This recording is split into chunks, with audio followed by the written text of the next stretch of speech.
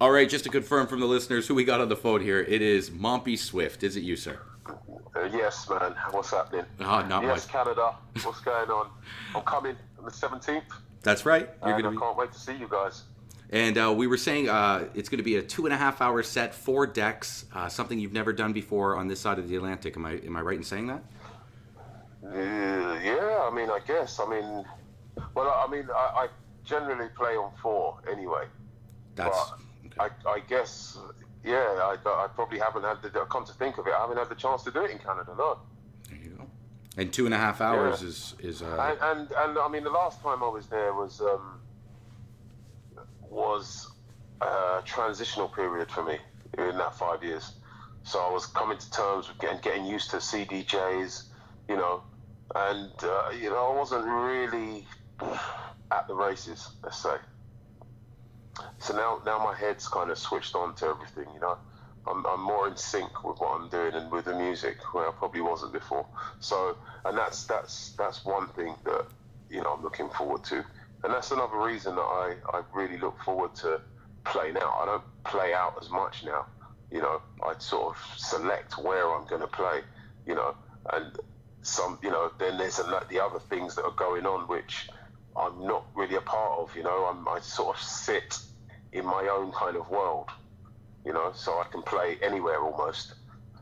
Um, but it gives me the opportunity to make more effort and put more into my sets, and since I've been able to do this, it will be the first time back in Canada.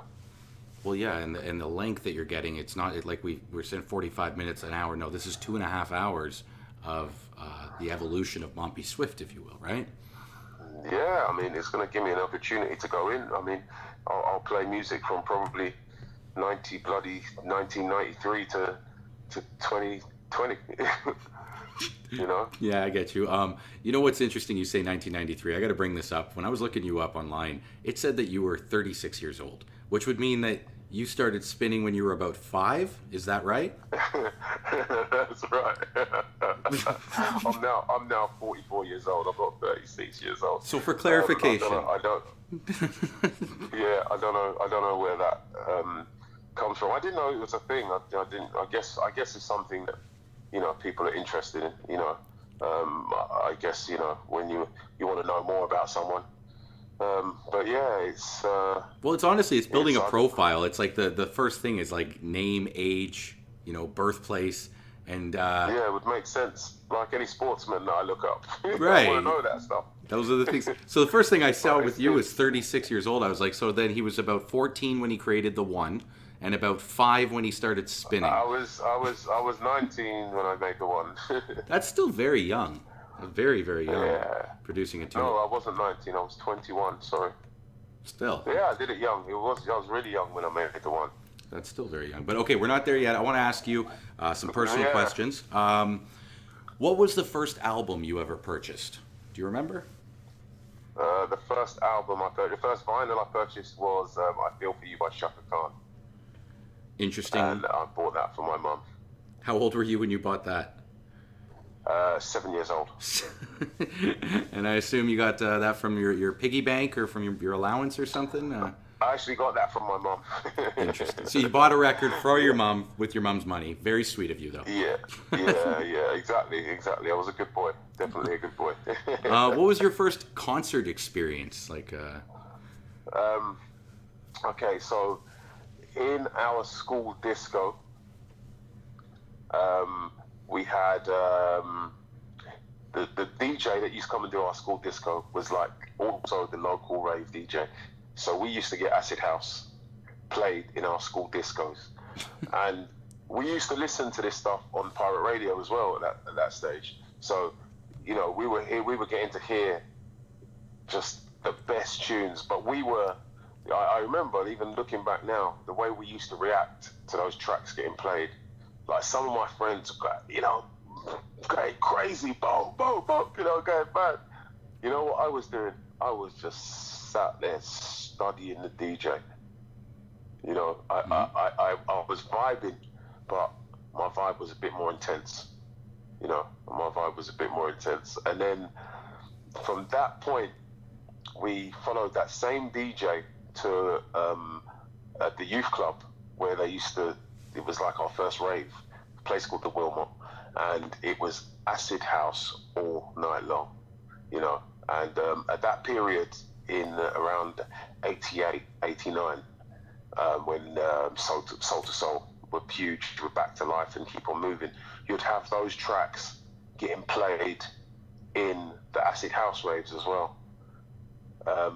So we had everything in that youth club, you know. And from that point, after that, that was we were all brought into rave. A whole generation of kids were brought into rave. Well, it's interesting because my next question was going to be what was your first introduction with sound system culture, but it sounds like your first concert was really the introduction of the merging of sound system culture. Is that right to say? Yeah, I guess, man. I mean, the whole sound system thing, you know, that wasn't. I never saw that side of it. I was Okay. straight up DJ. You know, Mm-hmm. I saw DJ Red Alert on television when I was about 7 years old, Okay. and from that point, I knew what I was going to do. You know, um, so you know, it is. Yeah. Sorry, I'm trying to think what the question was again. Sorry, No, I was just I talking went about off the there. merging. It's okay. The merging because it sounds like your school discos. You're saying that it's like a high school dance kind of thing. Was more like a rave. Um, and my Yeah, it was. It wasn't like it's like the music we had. It wasn't your everyday. You know, it wasn't what was in the charts, was it? You know, usually at a school disco, even now today, you'd have Drake getting played or whatever. You know, whoever's hot. I don't know in that world. You did know, you drop but that Canadian reference because you're talking to me? I didn't actually. I don't. That would be quite swift of me if I did. To be fair. Well, you are Mampi. You are Mampi. So That's funny. I wouldn't put it past you. Well, and what I was getting at when I was asking that is like, and you kind of answered in saying you didn't really go through the sound system culture routes. You kind of went through this and didn't really experience that. You went from this right into what we know with the rave today. Um, Yeah, exactly. when would you say was the I first? came up through rave music. That was my thing. And you're Like, talking acid I, house here. When would you say that I came, yeah, you heard electro. When did you hear it evolve into what we would consider jungle? When? Yeah, around when? Um, I mean, that's 93, isn't it? Into 94. You know, from 1993, it was, I mean, before that, it was a hardcore, wasn't it? You know, and then from hardcore, it went to jungle drum and bass, you know, and so yeah, that was around 93. And were you producing at that time, or were you still just No, spinning? no, I was just trying to be a DJ. And so, what was it that Yeah. made you want to produce drum and bass jungle music? Um, mm, honestly, like I said to you, the point I said to you when we were in the school disco, where all my friends were going off and going crazy, and I was feeling the music. It hurt. It was just in my heart. Do you know what I'm saying? But I Mm, just didn't react in the same way as those guys. I was more intense. So my point being that it was in my subconscious that I was always going to evolve and make music. I just didn't know that then. Obviously, I understand, have a better understanding of myself now, and know. And I tell you, once I was in I don't. Do you know of? Obviously, you must know of Music House I don't, where we but used to get all the. go on, please. Okay, the legend. There's a legendary cutting house where everybody and you know who has ever been in jungle drum and bass used to cut their dub plates. And you know, basically, I was in there one day with Rebel MC Conganati Hmm. and listening to you know they were cutting some dubs and stuff. And he said to me, he said, Swift, do you produce? And I said, no, I don't. He said, oh, I'm really surprised. He said, because I'm looking at you. He said, you're actually inside the music. He said, you're listening to it differently. And I was like, oh, wow, okay. You know, I think that's cool kind of thing. He's like, you should produce music. You need to produce. Like, you need to make sure you produce. And from that point, literally within weeks, I started producing, or I started using an engineer, you know, Sure. and learning the game. So it started off using a third party basically to help you make the sounds you were hearing. You were using. Exactly. Okay, Exactly. that's very interesting to me.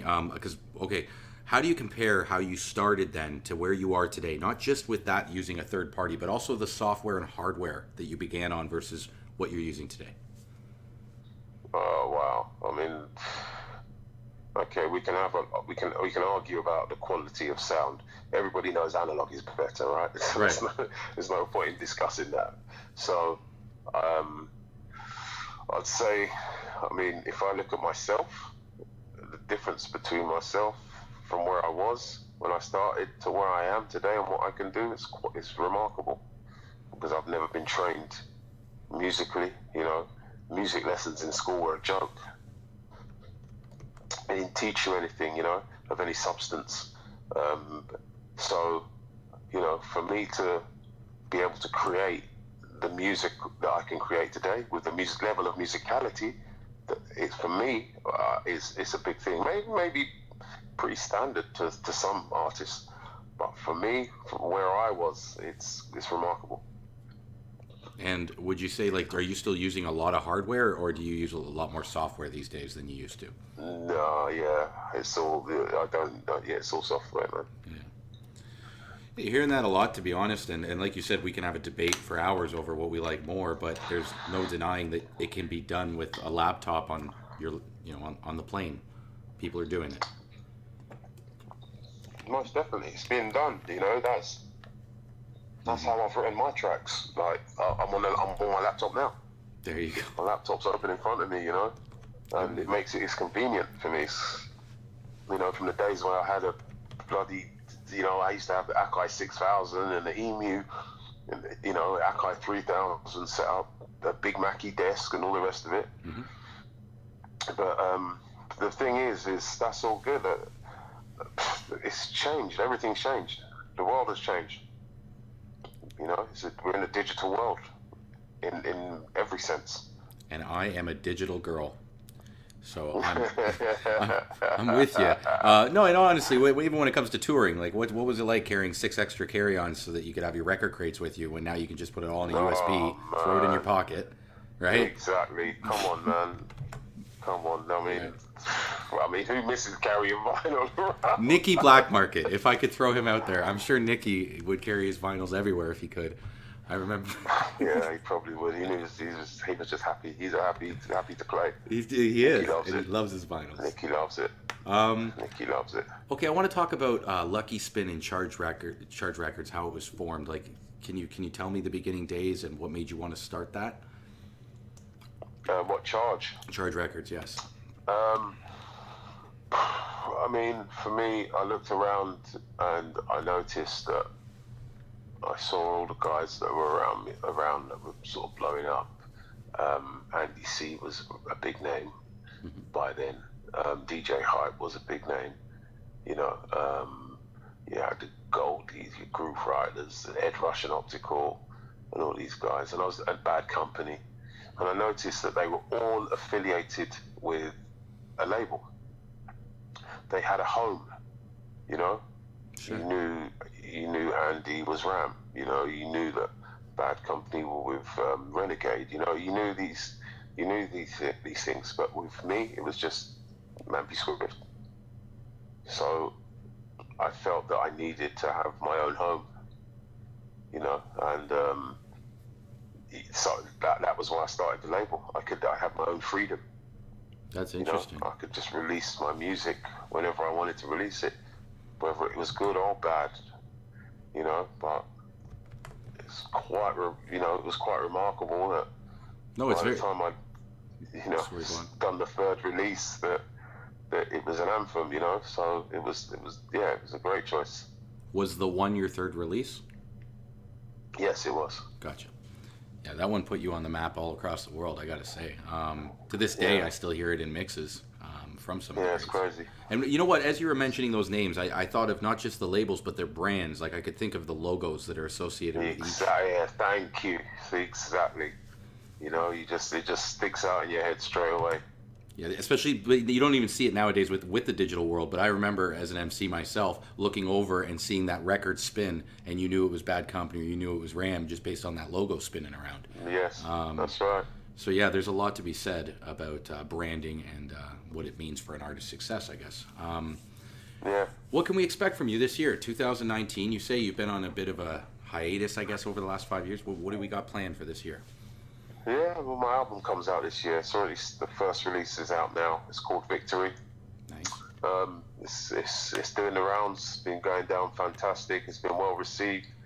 And the rest of the album will come out bit by bit, and then by September, Victory Rose, the LP comes out. That'll be dirty. Watch out for that one. You're saying September it'll drop. Yeah, man. Check your local record shop. Which Toronto, we ain't got as many as we once did, Mr. Swift. Yeah, I know it's changed. It really has. We've had Toronto changed a lot, man. Mm-hmm. We've had a lot It was of sad. It was building. sad to see, to be honest. It is, and you know what? You watch it remotely. We have to live it. Yeah. It's like I don't know how to describe it, but there's only a few hundred of us left, and there's nowhere for us to go. It's just unbelievable, man. Honestly, I have had some of my top 20 nights of my life, of my career, have been in Toronto. You know, the size of the crowds. We played to rooms full of 4,000 or 5,000 people, drum and bass lovers, man, jungle lovers, you know. And then the dynamics changed, and the club's situation. Obviously, you know more because you're there, obviously. But it was just really tragic. It was sad for me to see, you know. It was sad for me to see, and obviously things changed just like they did in England, because I guess over in England you see a lot of festivals started taking over, and then we started having less club nights. I don't know what the situation was in Toronto, but you know that had an effect on a lot of things in the industry. I think our crowd is dispersed. Like some of our junglists have grown up and moved on, if you will. Exactly. We don't have. Sorry, go ahead. So didn't we get any new ones? Well, no, because that's what I was going to say. We don't have all ages, and that's a problem with trying to grandfather in new generation. So, Yeah.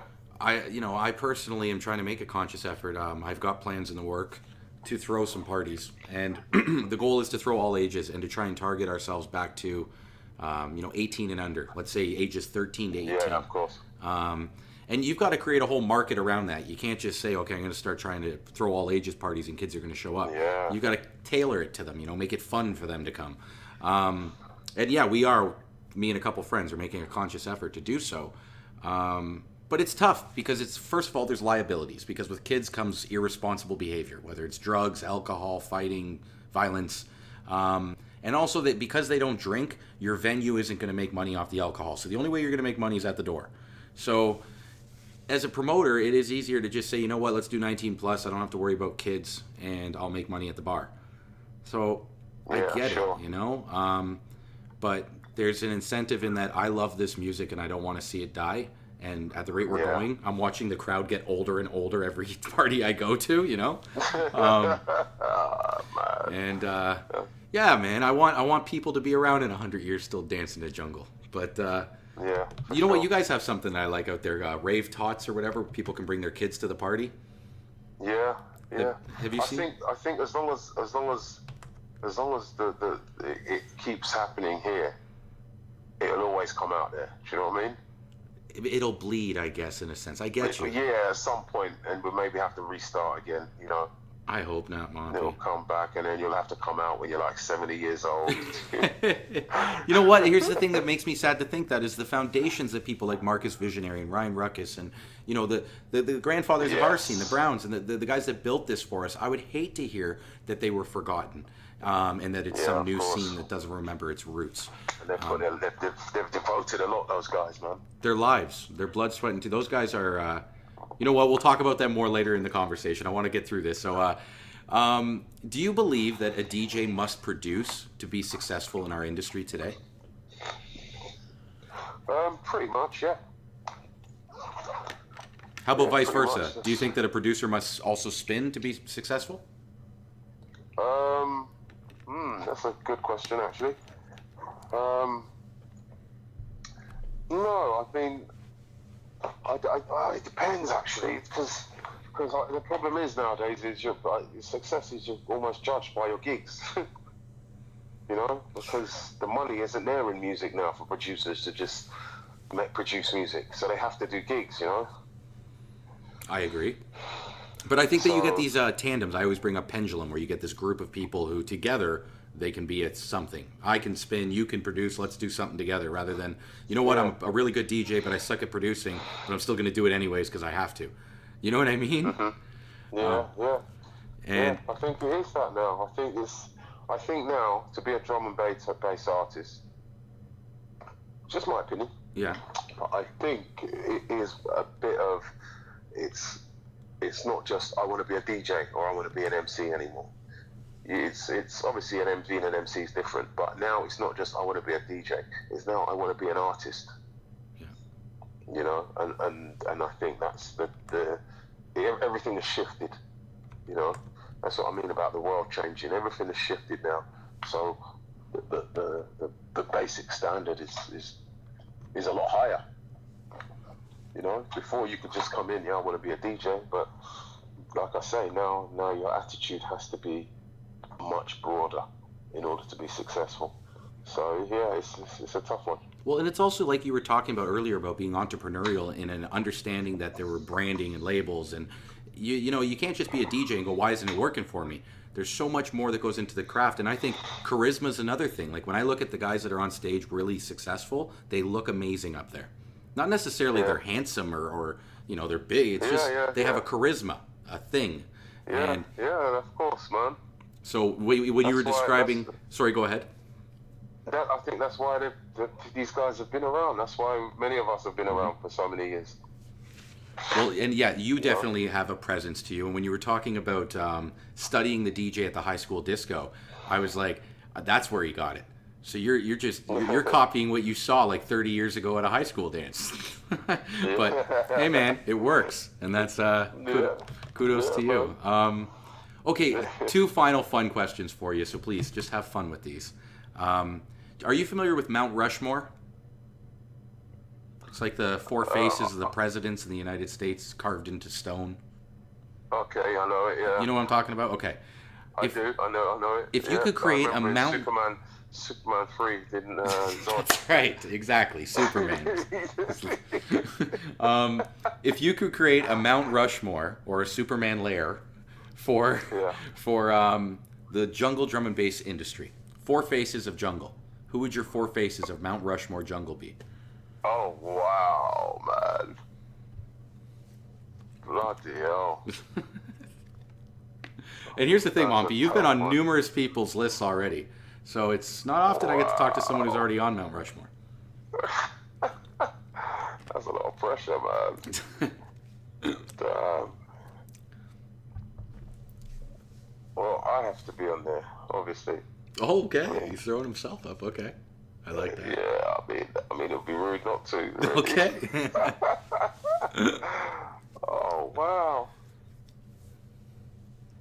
man. Andy C has to go on there, doesn't he? Sure.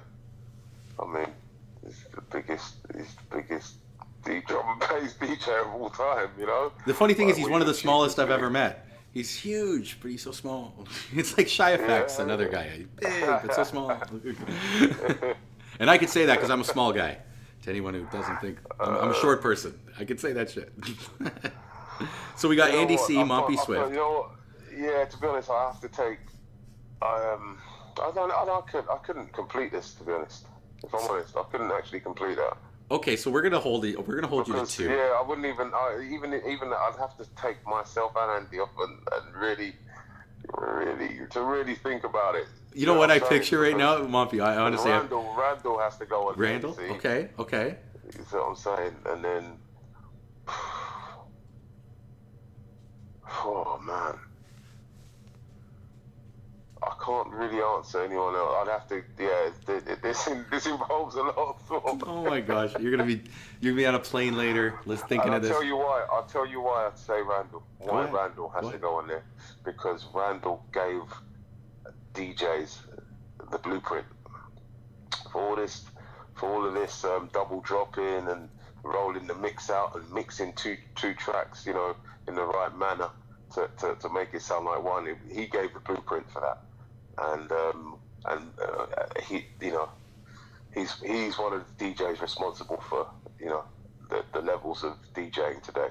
I agree with you 100%. Let me ask you this then, if I could pick at your brain. Who would you give that same responsibility to for production? Who would you say first gave us the sound of drum and bass? The bass or the amen or... Oof. Oh, man. I'll tell you, here, I'll just play around because someone I just interviewed recently was Aphrodite, and the person he put up was LTJ Bookham, and he said it was because Bookham gave us the bass. And I had never heard that before, but I've gone back and listened to a lot of LTJ's older stuff, and I get what he's talking about. So, yeah, sure. My question to you is, do you have anyone on that level from production where you're like, he was the first one, or she even was the first one to do that? Goldie, there you go. Yeah. So there you go, Goldie, Mampi Swift, Randall, and Andy C. And you know what? I can't help but picture you there with clever. like. I like your tactics. You're very clever. You're very tricky. I got him. I swear you must work. You must work for the government on the side, And I'll cut it all in. I'll cut it all apart. We'll get those 4 names in a row. And before we move on, I got to say, just something, a funny image in my head is you actually down at the bottom of the rocks, chiseling those faces out, and then like scribbling them out and re-chiseling again for like years upon years. Okay, here's another fun one. So hopefully it doesn't throw. Actually, I think I have to take Andy C off and replace him with IC3. To be honest. You know what? I was going to ask you who your favorite MC was, but I didn't go there. Yeah, it's not even question. No question. It's not even a question. IC3. He's special. No, he's number one, man.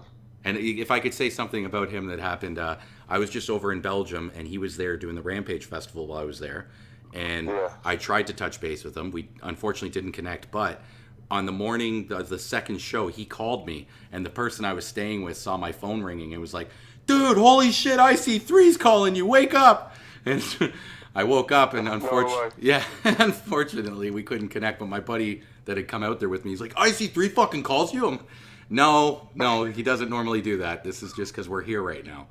I'm not that special. Wow. Yes, he's a great person, right? He's a top guy. That's my brother, you know. He's my brother. And you know what? To anyone who doesn't know IC3, unlike many other artists, he is who he is on stage. That is him. It's not an act. Right. That is how energetic and how funny he is exactly how he is. That's correct. That is correct.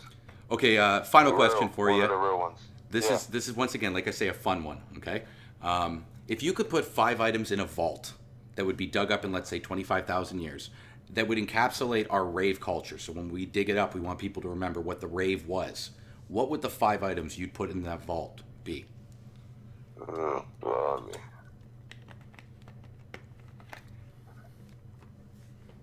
Blimey. That's a tough one, man. I think of your school disco. We'd have to put like just a video from that disco you went to. Oh. And let me be clear, the vault is huge. You can put cities, you can put clubs, you can put whole countries in there. Okay. Well, I'll tell you what. We'll take Toronto in 2004, and the government with 4,000 people, and we'll stick that in there for one. I like it. It's awesome.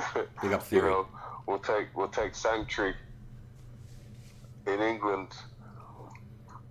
Oh man, or maybe the End. Oh, fly me now! Now we're getting into a pickle. One of my favorite sets of you, Mampi, was you with Ton Piper and Skibba at Sheffield Arena. One of the last sets I think you did there. And really? Yeah, it was. I don't remember it. Oh, I doubt you would. You do so many things, but for me, it stood out because it was something I used to watch you. I'd go to the library because I didn't have the internet at home, and I'd go to the library to watch these sets, and that was one that I went back at least 50 times and sat there for an hour at a chair and just listened to it. You know, wow. I was a kid, but yeah, that set always. And Sheffield Arena was always somewhere I wanted to go, and sadly, it's no longer around. But no, exactly. So much has changed. So much. How about like whistles, horns? Do you think that's... Man, that stuff's dying out, man. When we were in a rave, there was something special when you heard a sea of horns and whistles. It just made it sound more epic, if you ask me. But if you're the poor sod standing in front of one of those guys blowing that shit in your ear, man. Yeah, I get. And that way, if you're an asshole who does it right in someone's ear, right? But I'm with you. We used to do them just to get the sounds on the tapes. We wanted to have it on our recordings, you know. Oh man, it sounds fantastic. You can't deny it. It brings the vibe, definitely. It brings a fantastic vibe when you hear the horns and everything else. Whistles, horns, even lighters. Now it's all cell phones, right? Well, yeah, the phones have definitely taken away I said, you know MC from the Det's vibe. line about lighter? I said, no longer lighter. Now it's cell phone, cell phone. It may as well be, man. It's a shame. It's a shame, but it just, as I said earlier on, it's a digital world, and this is to be expected. So the vibe has changed now because of people recording on their phones, for instance. But I guess they're still enjoying it in their own way.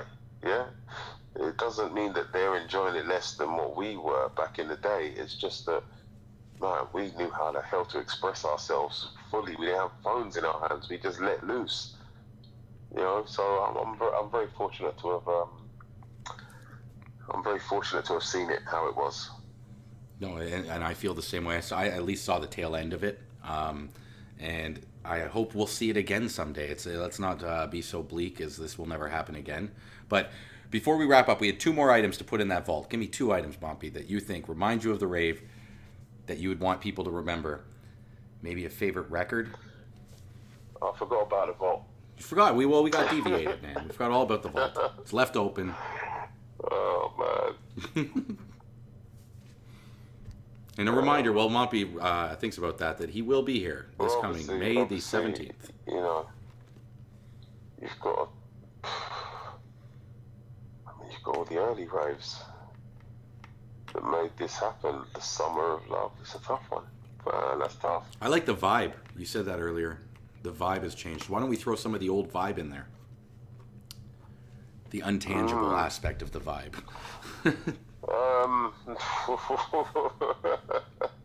Yeah, that's easier said than done, mate. It's easier said than done. Have some The vibe. vibe. Have some vibe. Bloody hell.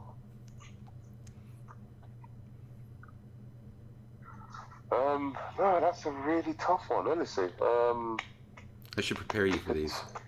You see, for me, I personally, I'd throw Atomics in Maidstone, a place in Kent, in England. Okay. I'd throw that in, personally, It's a spiritual place for me. Okay. Is it a place that you connected with drum and bass in a way? Well, it's around the time I started making my name. In '96, started coming through with releases on players and stuff like that. That was the spot where I first started really smashing it.